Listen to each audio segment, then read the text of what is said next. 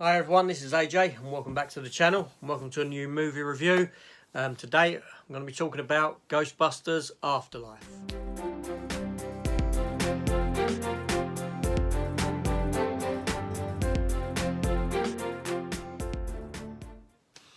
Okay, so I'm finishing up the year by watching some films that I never caught earlier in the year.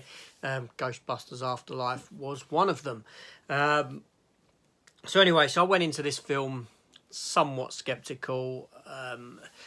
The 2016 sort of remake, Paul Feig one, was a load of crap, and so my expectations weren't overly high for this film.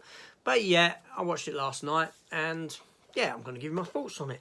So this film was brought to us by Jason Reitman, the son of Ivan Reitman, who directed the original Ghostbusters film. The film opens with Harold Ramis's character, Egon Spengler. Now you know it's him, but you don't particularly see him because obviously Harold Ramis passed away in 2014, unfortunately.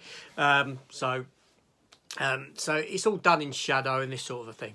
And then we jump to meeting the character played by Carrie Coon. Now she's a fabulous actress. I remember her in The Leftovers, and I've enjoyed her in anything that she's done since, and I wouldn't be opposed to seeing more of her. Paul Rudd stars as a teacher in it. And obviously you've got this group of children. Carrie Coon has two children of her own, who are the descendants, the grandchildren of Harold Ramis's character, Egon Spengler. One of them is a young girl who's highly intelligent. She wears glasses like him, this sort of a thing. She's your primary protagonist throughout the film, essentially. So, all I can say is I don't want to go into the story too much, which I'll come to as this review goes on. I'm not going to give you a story breakdown for it. All I can tell you is that I enjoyed this film. It was a whole lot of fun. Now, for me, this sort of, when I was watching it, I was quite surprised because this film didn't rely too much on CGI, unlike the Paul Feig version. There's a contrast of night and day.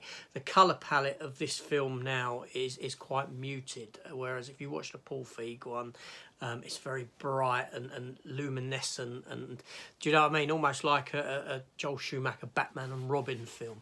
It very much reminded me of Scooby-Doo films, the two live-action Scooby-Doo films, with how the ghosts were portrayed and their brightness and colour. Now in this, you return to slightly muted, like colour tone, colour palette, which is relevant to the setting, which is a sort of dusty old town setting. Now, the cast for the film, fabulous. I already said Carrie Coon is amazing, whatever she does. Paul Rudd always tends to deliver. And even the cast, the four main children, youngsters, they're all really good. There was nothing that annoyed me about them. The film's pacing, it is wonderful. Now, what surprised me a lot about this film is it's very much like old storytelling. It takes a time before you actually get to see the first ghost. All right, you got the opening sequence that is the introduction, much like the first Ghostbusters film, with the ghost in the library. But this is like the prologue with Harold Ramis's character. But other than that, it takes a considerable amount of time before you actually see any ghost action. So it's not like films of today where you're thrown deep into something, and like I said, there isn't a reliant on special effects in this film. Obviously there's special effects in the film, but there's some old school style special effects and CGI, but it isn't heavily reliant on the CGI. It isn't CGI noise on the screen. It's there to serve the purpose of the story.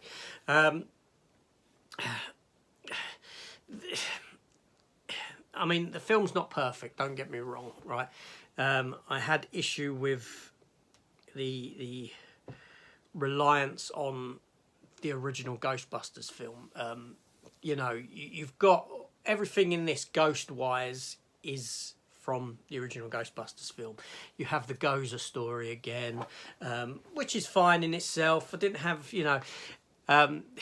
I didn't have too much of an issue with it. It works for the film, and it works as a reintroduction to Ghostbusters. If you want to look at this as sort of like a sort of potential door opener for another series of films. So in a sense, near enough a sort of remake come sequel. The first ghost we're actually introduced to is a recreated version of Slimer. They call him Muncher, and he eats metal, but Slimer, if you recall, liked to eat food, and it looks very much like Slimer. The Marshmallow Men are introduced again, which doesn't make too much sense in the context of the story, because the only reason the Marshmallow Man was there in the first film was because Ray Stantz had wished him into existence, and then you had the little ones in this film just for that nostalgic kick. And then, like I said, you have the Gozer stuff, you had the Gatekeeper and the Keymaster, and these characters turn out to be Carrie Coon and Paul Rudd who take on these roles. Obviously, Carrie Coon acts very much like how Sigourney Weaver did when she was possessed in the first film, which you can put down to being the possessor, the spirit that's possessing her at the time, because they would act the same. But yet that doesn't explain why when Paul Rudd gets possessed, he starts acting like how the little guy did in the original Ghostbusters. What's his name? From Honey, I Shrunk the Kids. Because when he became the Keymaster in the first film, he acted the same as he did when he was human, stupid and that. And in this, Paul Rudd starts acting stupid like that. No real explanation for that. Yeah, it is what it is. But overall, I found it to be a very good time. It's spoiler territory now, if you're watching. Obviously, your original Ghostbusters do appear in the film. They appear at the end. Now, it's like they've all been given 2 scenes each, yeah? Ray Stantz appears about halfway through on his own, on a phone call bit, and then you have the group all together, and they come in to defeat the demon, to defeat Gozer. It's not the children that defeat Gozer, it's actually them stepping in, and the ghost, the spirit of Harold Ramis's character, and you see the spirit, you see it CGI'd, and it looks really good, and it's done to perfect effect. It ain't distasteful or anything like this. It works in the relevance of the story, and it works for him, and a goodbye to that character, you know, and a sort of a farewell to Harold Ramis, so to speak. It's handled very nicely and very emotionally. But like I said, the original cast were given two scenes each, essentially, an individual scene for each, and the master scene, which is in the end of the film when they defeat Gozer. Now, the other scenes are in post-credit scenes. You have 2 post-credit scenes. One is halfway through the post-credits, which is Bill Murray, which is played for laughs, with Sigourney Weaver popping up, and the other is Ernie Hudson at the very end of the film, that opens the door to a potential continuation of the Ghostbusters franchise. Not necessarily with these children, it can go in an alternate direction with a brand new cast, and I thought that was quite refreshing. So yeah, so overall, you know, this film was well paced. It was well directed. It looked beautiful. Like, you know, the colour palette, like I said, being very much held back and tonally set in a little Midwest town. A very good film. The town itself is the other issue I had. Is the town is populated in places. You have a police station. You have a sort of a burger place, and you have the high school. The town's populated when it needs to be populated, but when you've got the Ghostbusters car whizzing through the town's pretty much deserted, so you don't get a sense of the town being lived in or this sort of thing. It's lived in at certain locations where they need it to be lived in, but not overall. So that's another downer on the film. But I don't want to knock the film. It's, you know, if this is the last film I've seen in the year, then it's a big thumbs up.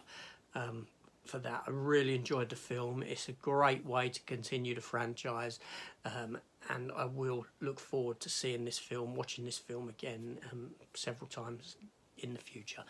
Big thumbs up from me. Anyway, this is AJ. Thank you for watching. I'll see you on the next one. Take care all, and goodbye.